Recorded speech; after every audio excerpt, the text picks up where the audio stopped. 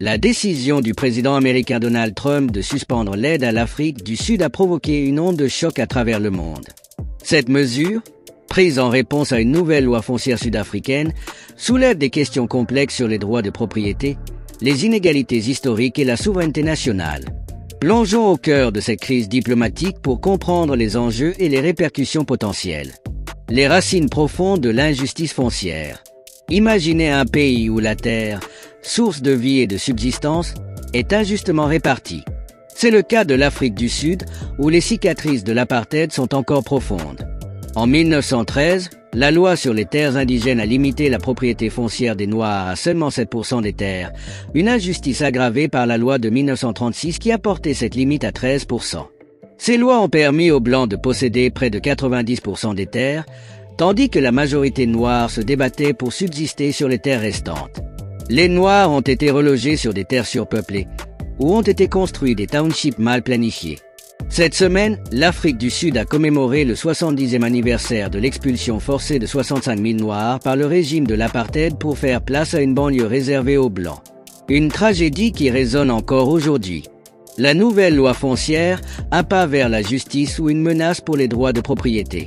La nouvelle législation sud-africaine vise à corriger ces inégalités historiques tout en favorisant la croissance économique. Elle permet au gouvernement de prendre des terres pour le bien public, comme le développement d'infrastructures, tout en garantissant une indemnisation équitable pour les propriétaires. Cependant, dans certaines circonstances spécifiques, comme lorsque la propriété n'est pas utilisée, aucune compensation ne sera accordée. Cette disposition a suscité des craintes parmi la minorité blanche, qui voit dans cette loi une menace pour ses droits de propriété. La tension est palpable et les débats font rage. La réaction de Trump, une décision polarisante. Le président américain Donald Trump a décidé de suspendre l'aide à l'Afrique du Sud en réponse à cette nouvelle loi foncière. Il affirme que cette loi permet de confisquer sans compensation les terres agricoles appartenant à la minorité blanche. Trump a même demandé à son cabinet d'élaborer un programme de réinstallation pour les Afrikaners, un groupe ethnique descendant des colonisateurs européens. Cette décision a été soutenue par Elon Musk, proche conseiller de Trump et natif d'Afrique du Sud, qui a critiqué la loi sur les réseaux sociaux. Musk a demandé pourquoi le président Cyril Ramaphosa avait des lois ouvertement racistes sur la propriété. Cette prise de position a ajouté de l'huile sur le feu, polarisant davantage le débat. Les conséquences économiques pour l'Afrique du Sud. L'interruption de l'aide américaine pourrait avoir des répercussions économiques majeures pour l'Afrique du Sud. Trump a gelé près de 440 millions de dollars d'aide financière, mais l'ambassade américaine a confirmé que le financement du PEPFAR, crucial pour la lutte contre le VIH-Sida, ne serait pas affecté. Cependant, cette crise diplomatique pourrait isoler davantage l'Afrique du Sud sur la scène internationale et compromettre ses efforts de développement économique. Les enjeux sont énormes et chaque décision pourrait avoir des conséquences durables. Les réactions en Afrique du Sud entre soutien et critique. La réforme agraire est un sujet sensible en Afrique du Sud. Le président Cyril Ramaphosa a comparé la nouvelle loi à une législation similaire aux États-Unis, affirmant qu'elle concilie la nécessité d'une utilisation publique des terres et la protection des propriétaires. Cependant, des groupes comme AfriForum, qui défend les intérêts des Afrikaners, affirme que la loi ne garantit pas la protection des droits de propriété. AfriForum a fait pression pour obtenir un soutien international avant et après la signature de la loi sur l'expropriation.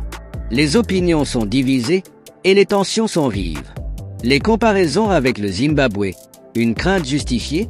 Les opposants à la loi établissent des comparaisons avec les politiques de redistribution des terres au Zimbabwe, où des milliers de fermiers blancs ont été chassés de leurs terres, souvent par la violence.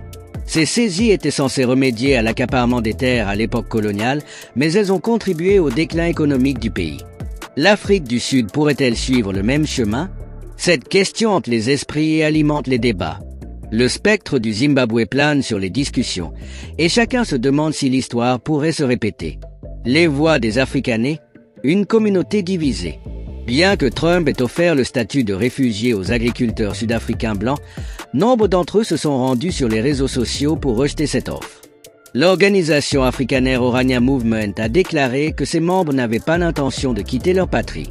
Orania, une petite ville créée pour préserver la culture afrikanère, possède même sa propre monnaie.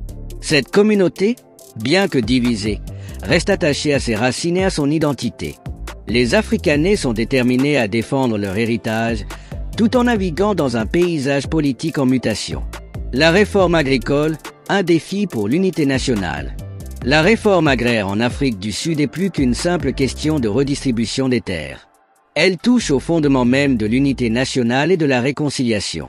Plus de 30 ans après la fin de l'apartheid, les cicatrices du passé sont encore vives.